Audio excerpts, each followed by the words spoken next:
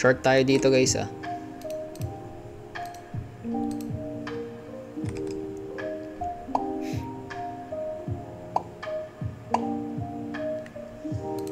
$30 seconds.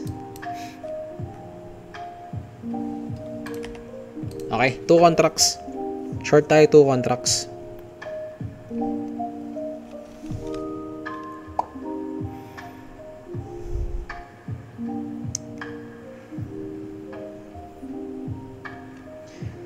Okay, game.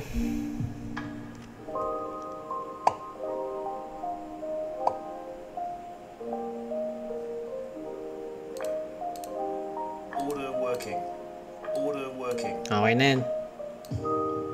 Okay, sell limit tayo dito.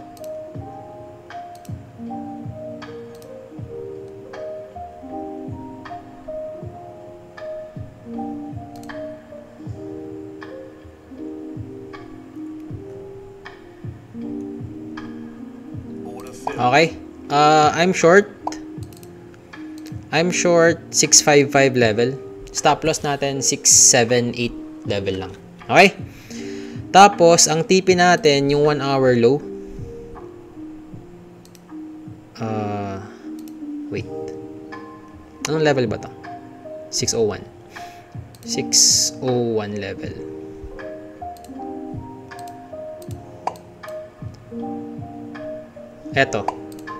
Ito yung take profit natin. 601 level.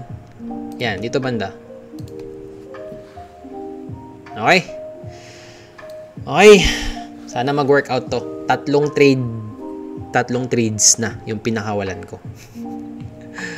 Ayoko nang pakawalan to. Kabadingan na to pag pinakawalan ko pa to. Kabadingan na to.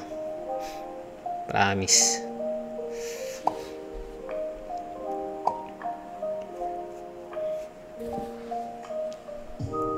Gusto ko ma-break niya itong previous low na to. Yan. TP natin dito lang. Yan, dyan lang. Okay? Yan. Tapos sa 1 hour ba? Sakto yun? Oo, sakto yun guys yung TP natin. Oo, sakto lang. Okay, so na-break niya yung previous low na ito. So, expect natin babagsak ng sobra yung price.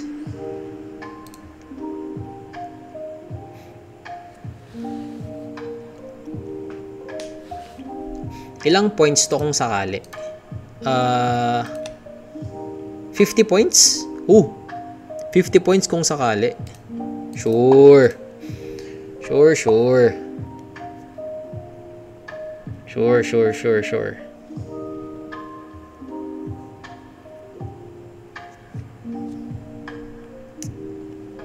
Okay, good luck sa atin guys.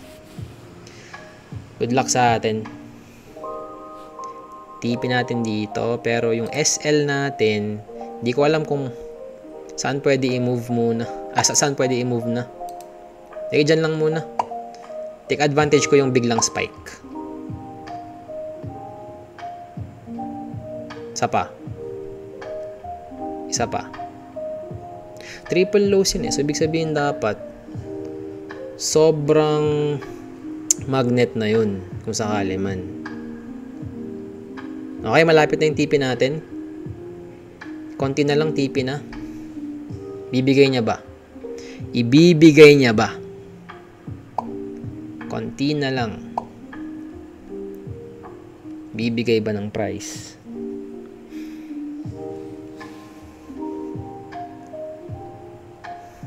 TP here yan. Bibigay ba ng price kung sakali?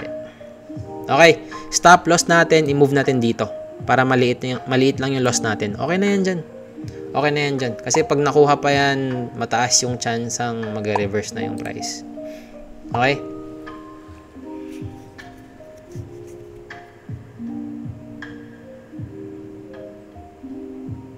Problema kasi yung trailing eh. Trailing, layuan mo oh. Okay? Bibigay ba? Ibibigay ba? Bibigay ba? Konti na lang guys. TP hit na tayo. Konti na lang.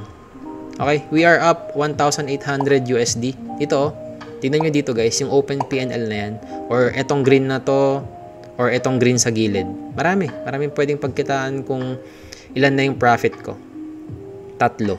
1, 2, 3. Sa taas. Okay, malapit na matapos yung 5 minutes candle. 10 seconds. 10 seconds. Okay, 4, 3, 2, 1. Okay, bagong 5 minutes candle. Nag-open up na.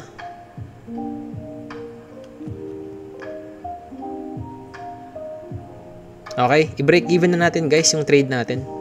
Break even na yan. Ayoko nang mag-reverse pa yung price. Okay na yan sa akin.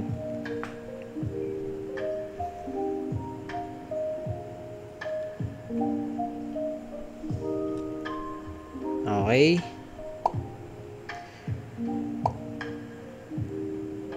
Malapit na. Ba't ba nilalandi ako neto? Tinitis mo ako eh. TP mo na. I-TP mo na. Wait lang. 1 minute time frame.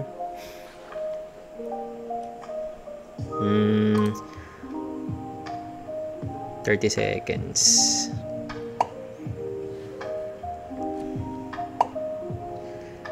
Okay.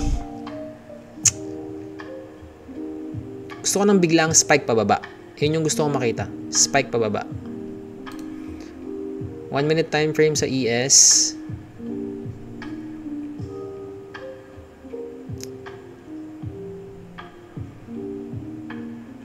Grabe. Ang tagal ah.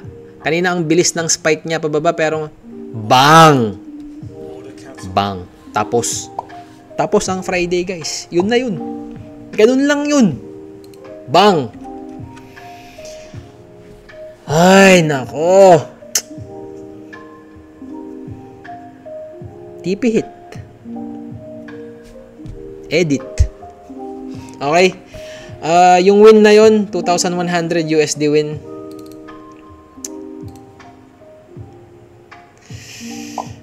Ay, nako. Congrats sa atin. Congrats. Kinabahan pa ako sa trade na yun. Okay, edit natin, edit. So bumabagsak pa siya oh. Bumabagsak pa yung price. Wait lang. Okay. 4523. Okay, 4523. Edit natin yung progress natin. 4523. 4523. Tapos 4 wins, 0 losses. Bang. Tapos ang Friday, guys. So far, 100% win rate tayo. Okay, trade breakdown. Trade breakdown tayo. Okay? So, sabi ko kanina, 1 hour time frame, merong equal lows dito. Nilagyan ko pa yan ng linya. Bago mag-start yung analysis natin. Hindi. Nauna muna yung analysis pala bagong linya na to. Okay, nilagyan ko ng linya to kasi yung mga ganitong sobrang smooth na mga equal lows, liquidity area to. Bakit liquidity area? Kasi sabihin ng mga tao, uy, one touch, nice, support. Uy, second touch, nice, support. Tapos yung mga nag-anticipate ng fourth touch, kasi sila yung tipong, ang strategy nila, trendline liquidity, tama, support resistance, trend lines, ganun. Uy, fourth touch, sige. So yung mga nakabuy pa lang dito, na-SL na sila. So maraming gusto mag-buy dito. Okay, maraming gusto mag-buy dito. Kasi fourth touch daw. Okay? Ngayon, kung sakali man na nag-buy sila dito, ang SL nila somewhere here. Dito lang, diyan lang. Okay? So ibig sabihin, maraming naka long or buy sa area na to dahil sa concept na ganun. Support daw to. Okay? Para sa ating mga ICT trader, liquidity ito. Okay? So yung mga naka-buy dito sa area na to, kasi 2 touch, 3 touch daw, pinaboran sila ng market. Okay, nagka-profit naman sila. Kayo naman eh. Nagka-profit naman sila. Tapos, yung mga kontento na, dito pa lang nag-TP na, dito pa lang nag-TP na, dito, TP na. Pero yung mga greedy kasi, at andyan pa yung order nila, na ine-expect pa nila na tataas pa ng sobra yung price. Yung mga greedy talaga, no? May naiwan pang orders dito. So, ang ginawa ng market, kinuha ng market yung order nila dito. Yung orders nila dito. Okay? Tapos, sa 5 minutes time frame, eto na. Ito na yung maganda. Pagka-open ng market kanina. Okay. Ano ba yan? Laging nagbaback yung charts ko. Okay. Pagka-open ng market kanina, 9:30, yan, bumagsak siya. Okay? Pero, ang gusto kong makita nyo, yung nangyari before 9:30, which is yung 8:30 na price action. Okay? Pagka-open ng market kanina dito, pagka-open ng pre-market kanina, 8:30, bumagsak yung price. So, anong naiwan dito? Buy side liquidity. Yan. Okay? Tapos, nangyari niyan, kinuha ng price yung mga naka-short dito. Yan. Okay? Tapos, nakita ko to, good spot. Okay? Good spot to para mag-short. Kasi para sa akin, nakuha na yung mga stop loss nila at saka yung ibang orders dito. Okay? Tapos, bumagsak yung price. Ngayon, pagka-open ng 9:30, ng 9:30, bumagsak ng konti yung price. Tapos, tumaas siya. Okay? Tumaas siya to the point na hanggang dito lang siya. Okay? Hanggang dito lang siya. Yan. Hindi yan respecting Hindi respecting to. So baka sabihin ng iba, uy, nire-respect yung 5 minutes fair value gap. Hindi yan respect. Hindi nire-respect yan. Okay, hanggang dyan lang yung price. Okay? Tapos, based sa concept ng 2024 model, shortable tong area na to. Yun nga lang kasi hindi ako nag-short dito kasi may news. So, ang in-expect ko kasi, yung news ng 10 PM na yon, tataas siya hanggang sa 9:30. 9:30 liquidity. Yan. Tataas siya dyan. Tapos pagkakuha ng price dito, doon ako mag-short. Okay, so ang nangyari niyan, hanggang dito lang yung price, bumagsak na siya ng bumagsak. So parang sabi ko sarili ko, sige, malabo na yung balikan kasi minsan ang pinakaunang move nangyayari during 2024 model. Okay? Tapos pumunta ako ng 1 minute time frame, naghahanap ako ng short opportunity dito. Dito banda. After ng news, dito banda. Yan. Wala akong mahanap. Bagsak siya ng bagsak hanggat sa wala na akong nakikitang swing points or pivot points dito. Okay? Sabi ko sa sarili ko, napanood ko na to dati. Pag ganito yung ginagawa ng price, babagsak yan. Tuloy yan. Non-stop yan. So, yung mga gustong mag-buy, na-SL sila. Sa bawat subok nila mag-buy, na-SL sila. Okay? So, sabi ko sa sarili ko, napanood ko na to, babagsak yan. Dedire-diretso yan. Hanggang saan? Hanggang sa 1 hour equal lows dito. Okay? Dito sa baba. Yan. Tapos sabi ko sa sarili ko, okay, sige. Game. Ang ginamit kong strat, categorical trading. Okay? Categorical trading tayo, sabi ko. Yun na yung last option ko. Una kasi, meron akong model number 1, ayaw talaga magpakita. Model number 2, ayaw magpakita. Tsaka malabong mabuo yung dalawang model na yun. Sabi ko, sige, last resort ko na yung categorical trading na strategy ko. Okay, so ang nangyari niyan, nag-short ako dito. Yan. Nag-short ako dito. Nag-fib ako dito. Okay, nag-short ako dito banda. Diyan lang. Tapos, ang stop loss ko, ay mali, baliktad yung fib ko, sorry. Baliktad yung fib ko. Yan, ganyan dapat. Okay? Nag-short ako dito, below 50% lang ng fib. Dapat nga ang short ko dito sa 50% ng fib na to. Yan. Pero sabi ko, mabilis yung price movement. 10:30 na, sabi ko. Mabilis yung price movement na yan. Sabi ko, dito lang tayo banda. Around 25%, sabi ko, or 38.2%.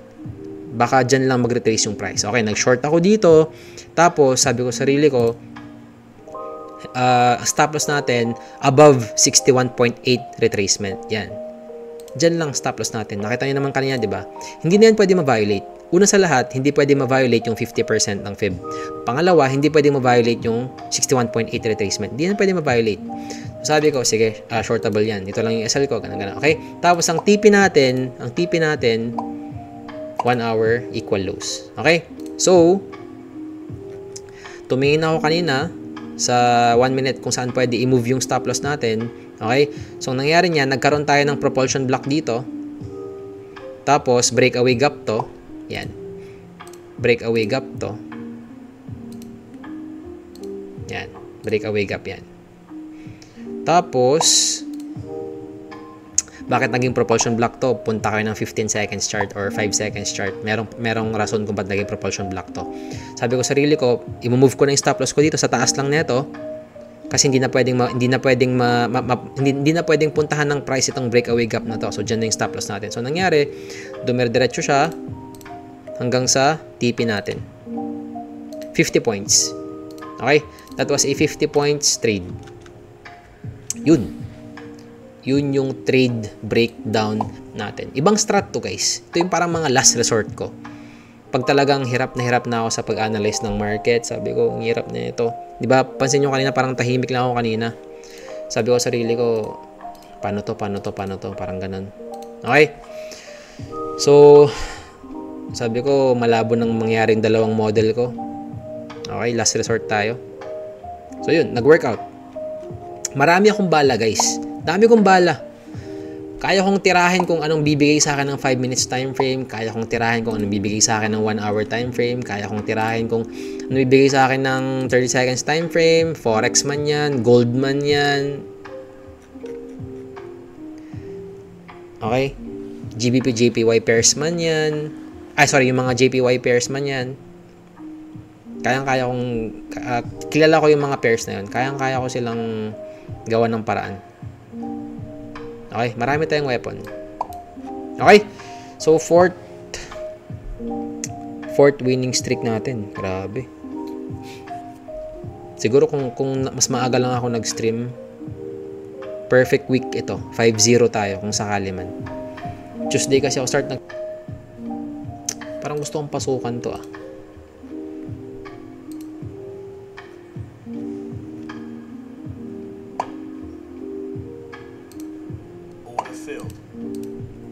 Para matapos na tong trading day ko na to.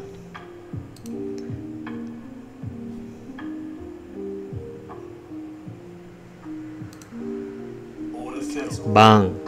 Tapos. Ay, tapos ang funded account natin. Yun na yun. Okay? So, trinade ko yon sa funded account natin. So, that was a 75 USD profit. Okay, ilang minutes yung trade na yun? 14 seconds. Tama ba? 14 seconds ba? 14 seconds. Yun na yun. Yun na yung trade na kanina ko pa hinihintay. Another categorical trading, guys. Okay? Hindi ko na trade breakdown yun. Kasi Kaya na pa binabasa yung price. Body close dito. Big sabihin gusto pa niya bumaba. Tapos nag-fail siya kumuha ng liquidity dito. Tapos itong 1 hour sa ES. Gusto ko kunin pa niya. Somewhere here. Lower. Babagsak pa to sabi ko. Yun. Quick scalp lang yun. 14 seconds trade. Okay. Tapos ang Friday natin. Win lahat. Sa eval, 2,100 USD today. Sa funded account, 75 USD today. Actually, 135 dapat today. Pero yun nga lang kasi may loss ako ng 60 USD.